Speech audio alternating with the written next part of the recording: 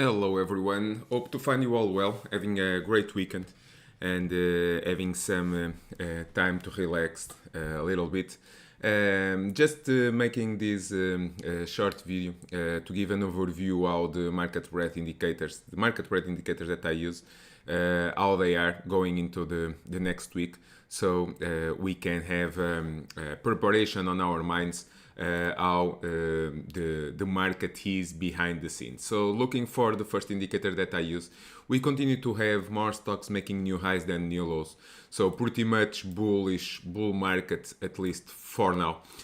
We saw one day on the last couple of sessions. We had one day with more stocks making new lows than stocks making new highs. But overall, completely different from what we saw last year on March. That every single day we had more stocks making new lows than new highs. So continue here the bull case, at least on this indicator. Looking for the same one, but online, we continue also on the bull case.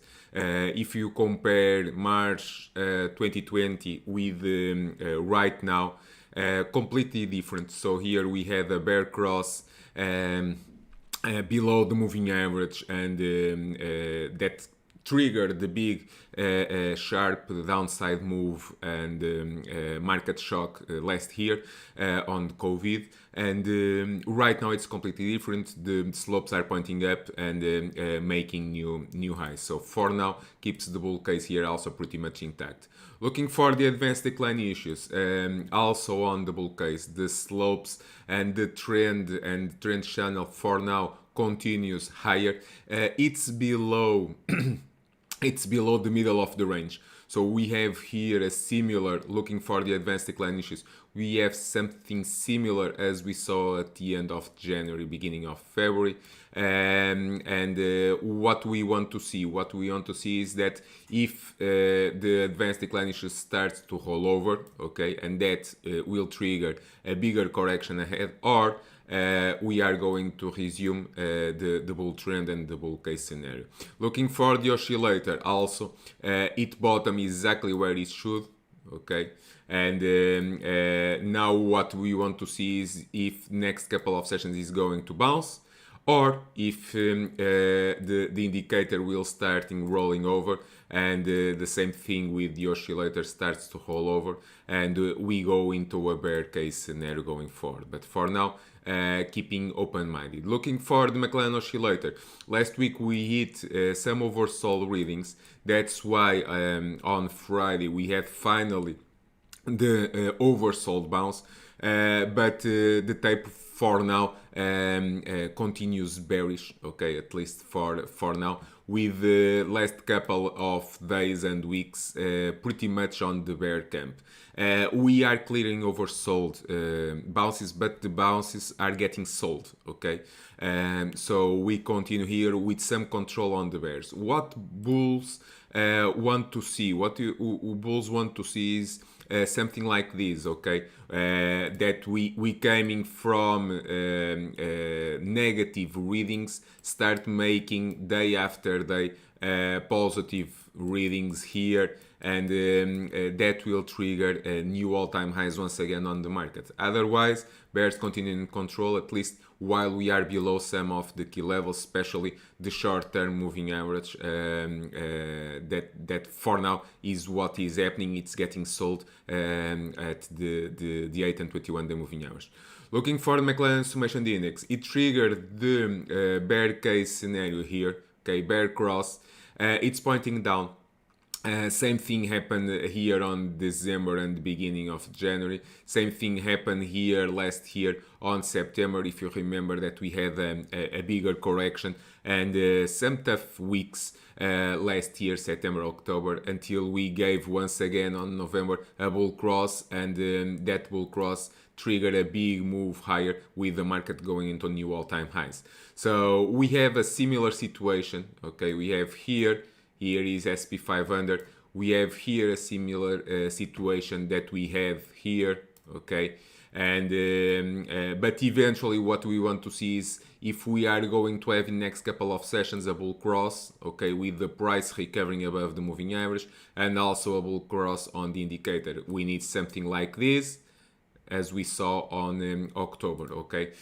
Staying open-minded, and let's see big fight between bulls and bears. Looking for the percentage of the S&P 500 stocks above 200 moving average continues bullish, above 80%. More than 80% of the S&P 500 stocks are above the 200 moving average. So bear case scenario, if you remember, bear case last year triggered once we had more stocks below the 200-day moving average long-term trend. Okay, that's not the case, at least for now, staying open-minded, but for now most of the S&P 500 stocks keep holding the long-term trend. Looking for volatility trying to spike, but every spike is getting sold, okay, is getting sold. But we are still above 20, and the volatility, the VIX volatility is still elevated. That does not help to the options premium, as volatility is still elevated, so the contracts and the options contracts are still expensive. So that's why some traders prefer to sell out of the money, call spreads, for example, and collect the premium. That can be a good strategy, not my own strategy, but it's a good strategy that you can use on the bounces, selling oversold calls on the top, and trying to sell out of the money put spreads when we had the bounce, as we saw, for example, on Friday. That can be a stress because volatility is still elevated. Looking for bonds and SPYs, still no risk on the market. Compare the situation that we saw here on March to what we have now, downtrend. Okay, so no fear, no panic on the markets, and also no credit risk. See here that we had credit risk on March 2020, completely different from what we are seeing right now. No credit risk. Fed is behind the tape, guaranteeing the necessary liquidity to the markets. Looking for the Dow is still in the Bollinger Bands. It's the low on the support of the Bollinger Band, but still making higher lows, okay? Higher lows, higher highs. So continues the bull case. One thing to be open-minded is that if we trigger somehow, that can happen. We need, as traders, we need to be prepared for any kind of scenario. If we break below the January, February lows, okay, 29.9, if we break below that, watch out, because we have a gap to fill here, and we also have 200 moving average way below. So be careful and staying open-minded. That's a possible scenario. But what we need to see a lower high. Okay, if on this bounce we make a lower high and roll over, we will be looking last week, this last week lows, and if we break below that, can trigger a big market correction ahead, filling the gap here and going into 200 moving average. That's a possible scenario, but once again, we need to be open-minded. Looking for the weekly chart, it stopped exactly where it should. Okay, if you notice on the bounces, this trend line has been holding, and on the pullbacks, this weekly moving average has been holding, and it held so far this week. So last week lows will be the key support going forward. If we break below 30,500 on the Dow, things can get nasty. We have here a gap to fill, and things can get nasty for this with a possible 2,000 points drop on the Dow. But once again, we need to see it. Looking for Nasdaq, it is the one that the biggest laggard. The Nasdaq pushed the market up from the March 2020 correction, okay, and push the market up. Right now, it's pushing the market down. It's lagging with the yields. We have a new reevaluation on the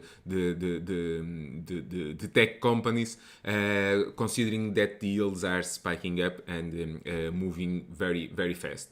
We are at the lower, okay, support of the Bollinger Bands. We were oversold, okay, so it's clearing the oversold conditions, but we are not out of the woods, not even close, okay. So we need a move above 13,300, okay, above this resistance line to consider a possible bull case scenario. Otherwise, we saw it on the past, every bounce is getting sold. So even on this bounce, what I want to see, if it starts making higher highs, then we'll trigger a big move higher. Otherwise, the bounce can be short-lived and resume back down until it starts making higher lows, higher highs. Looking for the weekly chart, it stopped exactly where it should. So bulls were able on Friday to recover here and close it just where it should. If you see this weekly trend line, on the bull case, since we recovered the bull case, this trend line has been holding pullback, it held, pullback, it held, pullback, goes below, and on Friday push back above. So it means that the long-term intermediate and long-term traders and investors are protecting the market. So we have here a push back above the trend line. What we want to see for the bull case, above last week highs, for the bear case, below this trend line and below last week lows, to roll over and start triggering the market down on the long term. For now, longer term weekly, looking for the weekly chart, is intact.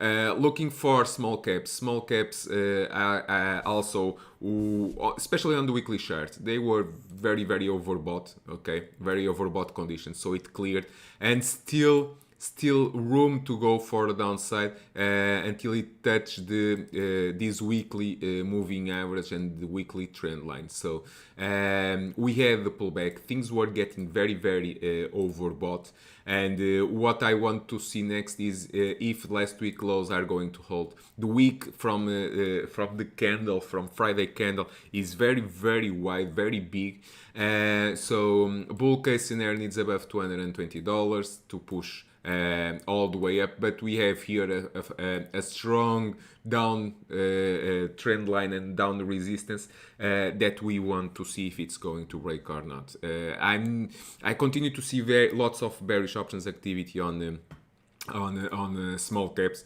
In the last couple of sessions I've been seeing it. Let's see I'm going into next week with open-minded for any possible scenario.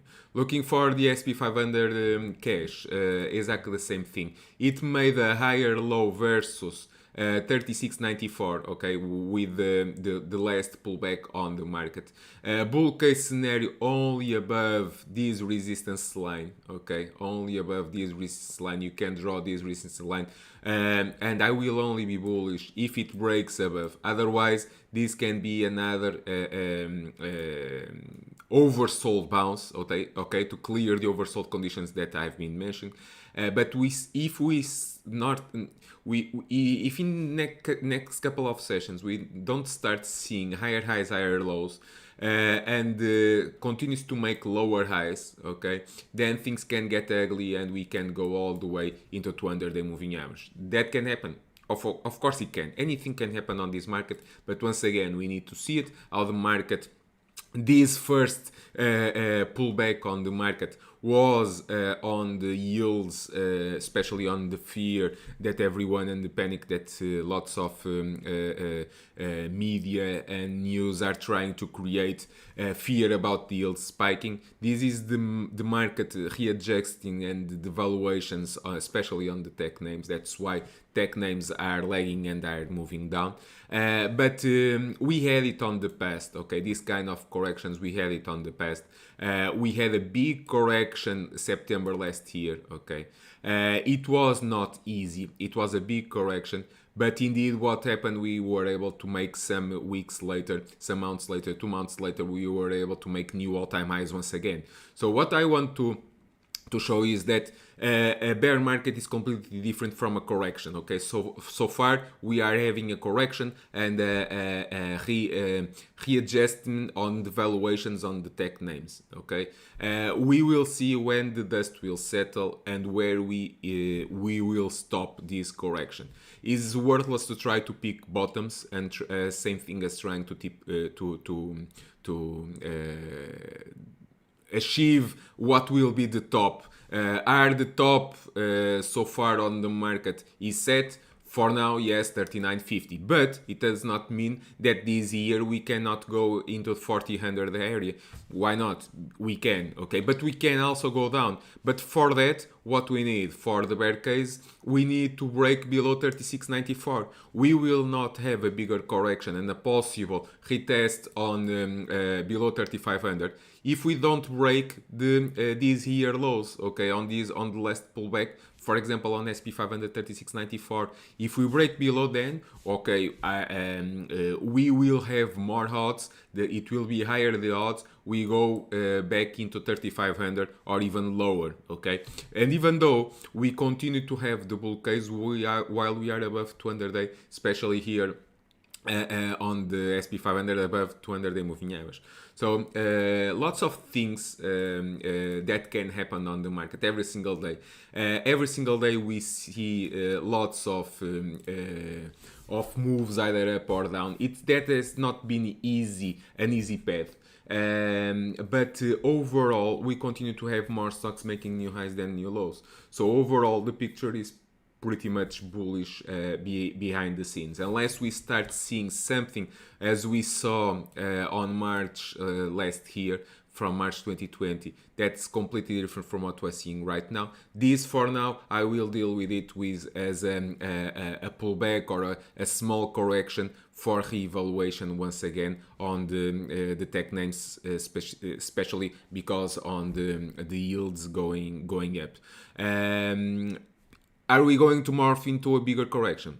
I prefer to wait and we'll readjust, okay? If the bounce continues to get sold, we have more odds on the market rollover and we have a bigger correction ahead.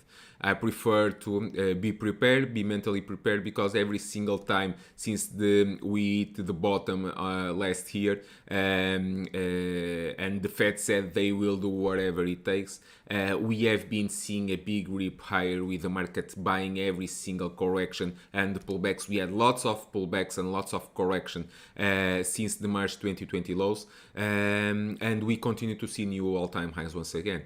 So I prefer to keep that possibility, but also be prepared in case we roll over. But once again, as I've told you, for example, on SP500, we need, for a bigger correction, we need below 36.94. We will not have a bigger correction while we are above that line, okay? So wish you all a great weekend. I will have more charts for you tomorrow. We'll be ready, open-minded, not sure how the futures will open. It's worthless also to look into tonight futures. I will prefer to wait and see, and let's get ready for another crazy Anisade week next week, okay? So wish you all a great evening, enjoy your Sunday, and see you all tomorrow. Bye bye everyone.